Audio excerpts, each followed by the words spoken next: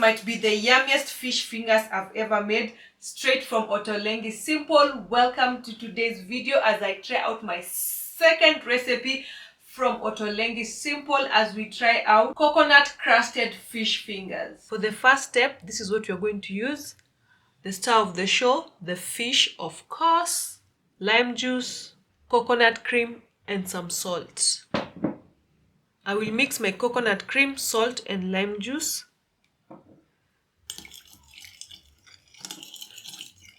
Once I am done, I'll dip in the fish. Then I'll mix. And then we're going to put this in the fridge for 1 hour. I think this is okay. So this goes into the fridge for the next 1 hour. As we wait for the fish, let me show you the rest of the ingredients. I'll start with the coconut. If you don't want to do all this work, you can still use unsweetened shredded coconut. So don't let this discourage you.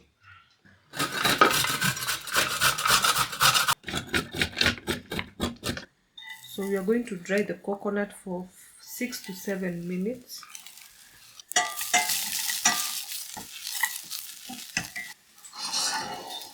We'll keep on stirring time to time so that it doesn't stick or burn. We want it to be golden.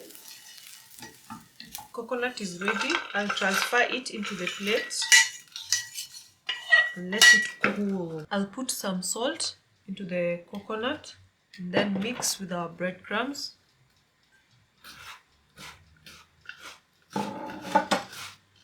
After 1 hour, I'm removing the cream, excess cream from the fish. That's what the recipe says. We scrape off. I've tried to remove the cream as much as I can. My fish is very, very delicate. If I scrape more than that, it will start tearing. But that's what I have. Here's our butter. You'll take a piece of the fish, then you dip it in the butter.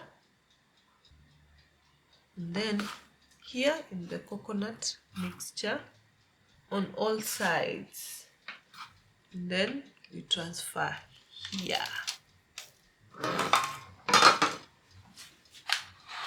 Here we are. So we are going to put it in the oven for 5 to 6 minutes, but we will carefully turn the pieces after 2 to 3 minutes.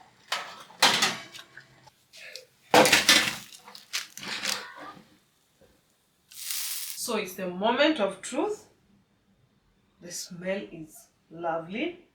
So time to test. Let's see.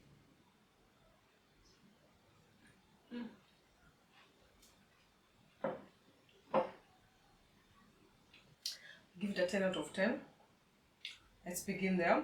So the first thing you're biting into is the coconut because it's on top. So as you're biting into the coconut, then you keep on biting, you get the flavor of the lime, the tanginess of the lime, then the fish flavor. This is a 10 out of 10. Trust me, you need to try out this particular recipe, and for you to get the exact measurements of the ingredients, you need to get the book.